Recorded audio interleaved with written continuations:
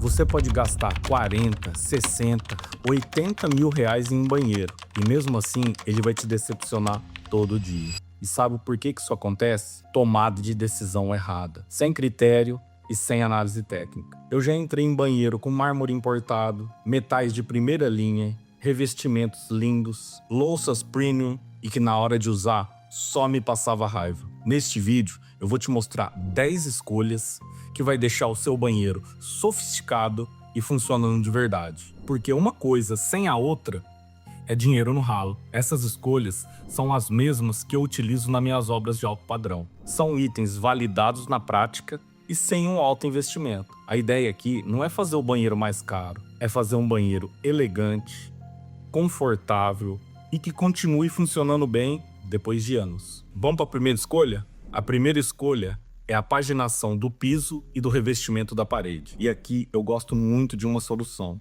que é trabalhar com o mesmo revestimento no piso e na parede. Porque isso deixa o banheiro mais limpo visualmente, mais minimalista e com uma sensação maior de amplitude. Quando você começa a misturar muitos revestimentos, uma parede com revestimento, outra parede com outro tipo de revestimento, faixa decorativa, o piso diferente, o banheiro ele acaba ficando muito carregado. E o banheiro geralmente não é um ambiente muito grande. Então quanto mais continuidade visual você cria, mais sofisticado ele parece. Mas preste atenção, não adianta comprar um piso caro e bonito e fazer uma paginação ruim. Tem que pensar exatamente onde começa a paginação, onde vão ficar os cortes, se os recortes vão acompanhar o box, se vai fazer sentido na hora que entra na área molhada, se vai ficar alguma faixa pequena em algum local. Porque, gente, o revestimento bonito e caro, mal paginado, ele denuncia que foi feito por amadores. Então, para mim,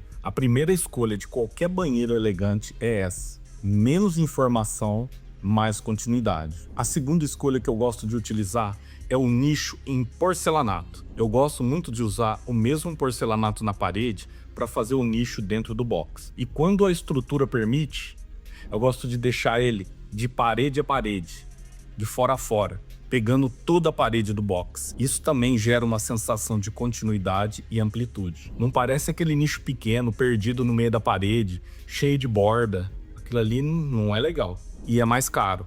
E aqui o que faz muita diferença é o acabamento. O acabamento nas quinas, ele tem que ser em 45 graus, com polimento, para deixar tudo mais limpo e sofisticado. Só que, pelo amor de Deus, gente, nicho em porcelanato precisa ser muito bem executado.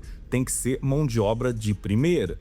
Tem que pensar na altura, na profundidade, na impermeabilização e no caimento. Porque nicho mal feito vira dor de cabeça depois. Pessoal, a terceira escolha é a pedra da bancada. E aqui eu gosto de aliar sempre 3 coisas: estética, resistência e manutenção. Porque banheiro é lugar de uso diário e intenso. Tem água, produto de limpeza, maquiagem, detergente, sabonete, shampoo. Não dá para escolher a pedra só porque ela é bonita. Eu sempre dou preferência para pedras menos porosas, mais resistentes e aguentam o batidão do dia a dia. Eu recomendo sempre o uso do quartzito e do granito. Isso aí dependendo do padrão da obra, da necessidade estética e do orçamento. Renan, dá para usar mármore? Dá para usar, desde que seja impermeabilizado, tome um pouco mais de cuidado. Dá para usar quartzo? Também, a mesma coisa. O banheiro, ele não tem o mesmo nível de agressividade de uma cozinha, mas mesmo assim, eu sempre fico com quartzito e granito. Porque muitas vezes a pessoa ela vai na marmoraria, ela acha a pedra bonita, instala, fica toda feliz, mas na hora de usar, sofre. Ela tem que ser bonita, mas tem que aguentar a rotina. A quarta escolha é a cuba. Eu sei que aqui muita gente gosta da cuba esculpida porque ela é mais minimalista, ela é mais bonita, mas na prática eu não recomendo. Manutenção é muito ruim e tem vídeo no canal falando dela, então eu não vou me alongar. A minha preferência, na maioria dos casos, é uma cuba de louça de embutir, sem borda, limpa, fácil de manter e não costuma ficar espirrando água para fora, combinada com uma torneira correta. Essa cuba, ela não chama tanta atenção, mas ela funciona muito bem no dia a dia. E essa é uma lógica que eu gosto muito de usar em banheiro. Porque a melhor solução é aquela que você usa todo dia, cara, e nem percebe. Pessoal, eu vou fazer um parêntese aqui bem rápido, porque tem tudo a ver com o conteúdo que a gente está falando. Esses detalhes que transformam um banheiro, eu tomo essas decisões no dia a dia nas minhas obras. E muita coisa não cabe aqui dentro de vídeo. Não dá para aprofundar tanto. Por isso eu abri o clube de membros aqui do canal. Lá dentro eu mostro orçamentos reais de itens de obra, bastidores de decisões boas e ruins, escolha de material, e todo mês eu vou compartilhar um projeto que a gente já executou ou ainda vai executar. Se você está construindo ou reformando, são esses detalhes que evitam o erro e economiza dinheiro, e por um valor simbólico. O botão de membros está aqui embaixo no vídeo.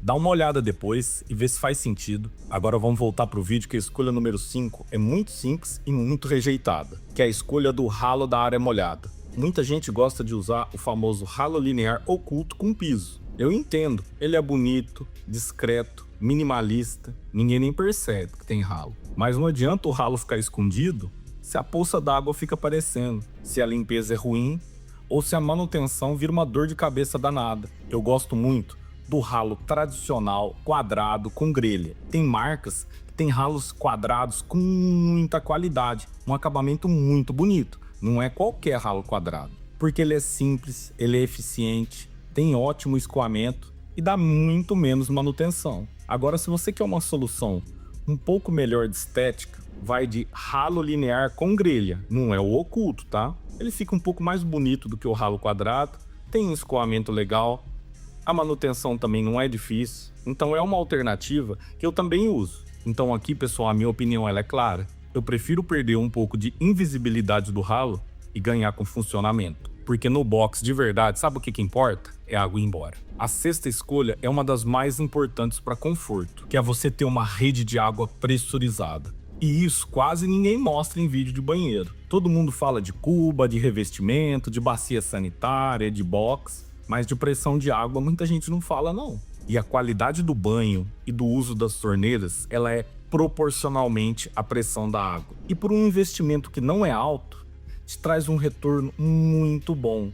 Independente se a casa é de alto padrão, médio ou baixo. Você melhora a vazão das torneiras, você melhora a qualidade do banho, melhora a experiência de uso e cria uma sensação de conforto muito maior para casa. Porque banheiro bonito, com banho com água fraca, é uma tristeza. Só que isso precisa ser previsto em projeto. Quando bem pensado, o pressurizador de água, ele muda o padrão de uso do banheiro. É o tipo de escolha que não aparece na foto, mas que no uso é nota 10. A sétima escolha, eu não abro mão, que é você ter uma janela dentro do box. Eu sei que em algumas situações não é possível, mas quando for, não abra mão. Porque você ventila exatamente a região que mais gera vapor, umidade, cheiro. O banho, ele gera muita umidade. E se você não tem uma boa ventilação natural, com certeza você vai ter mofo, cheiro, espelho embaçado, o forro vai sofrer, o rejunte vai sofrer e a manutenção vai ser muito mais constante. Uma dimensão que eu gosto muito de usar nas minhas obras é uma janela de 80 por 80 com um peitoril de 1,70. Isso ajuda a ter uma boa ventilação, ótima iluminação e sem comprometer a privacidade. A oitava escolha é a utilização do forro de gesso resistente à umidade. Muita gente só olha para o forro como acabamento, mas no banheiro a situação é diferente. Tem muito vapor, tem variação de umidade. Se tiver o famoso box até o teto, a situação ainda fica mais difícil. Então, se você vai usar forro de gesso no banheiro, eu gosto de usar aquela chapa que ela tem uma resistência maior contra a umidade.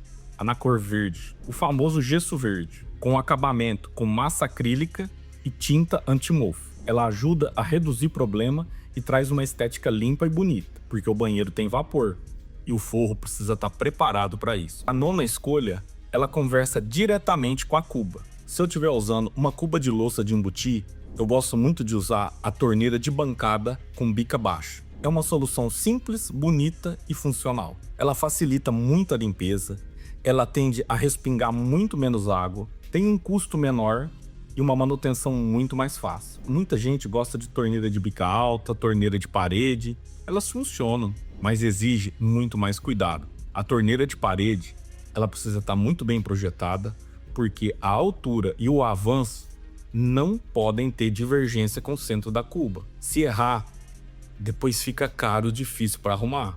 A torneira alta, ela tende a espirrar mais água para fora. Então eu gosto muito dessa combinação, que é a cuba de louça de embutir com a torneira de bancada de bica baixa. Porque nem tudo no banheiro tem que ser chamativo, tem que funcionar bem. Pessoal, se você está construindo, reformando ou ainda está na fase de projeto e precisa de ajuda para tomar as principais decisões, nós fazemos projetos e consultorias para todo o Brasil. A ideia é te ajudar a ter uma casa com mais critério. Planta, funcionalidades, escolhas de materiais, custos e decisões que podem evitar arrependimento depois. Me chama no WhatsApp na descrição desse vídeo. Agora vamos para o 10º ponto, que é um item de conforto, que é o toalheiro aquecido.